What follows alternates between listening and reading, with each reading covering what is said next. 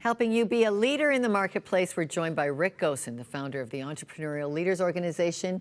He goes coast to coast on helping business people be a great leader. But today you want to talk about steward. Right. Be a steward. What does Right. that word mean when it comes to my work? Well, steward is not that commonly used a term. It sounds old. Yeah, it sounds old, but it's interesting because it's quite a clear biblical concept. So the idea of being a steward is that you're actually entrusted with something on behalf of another individual.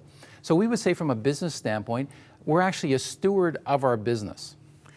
So what will that look like practically? I'm going to do what with this then? Right. So from a practical standpoint, if we have a business and we're a steward of that business, then I have to think of, if I'm stewarding it for that person, what would they want me to do? So we would say from a Christian standpoint, we're a steward of God's business.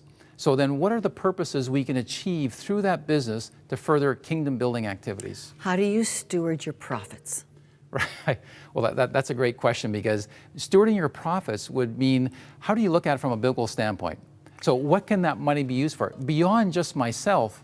Because we notice we have the privilege of being with people who do steward their businesses, and there's quite a change. One generation will say between another one. One generation will say, I'm still living in the same house. I've had all these years. I've been able to give so much to charity. Another guy will say, and then I look at my kids and they need this much more to live with. How do you steward it? How do you decide this is enough for me to live on? Right. Well, that's quite an interesting comparison, because often it varies per generation. But what we would say is, what would be the best use of those funds? So is it really to fuel my lifestyle, or is it to engage in kingdom building activities?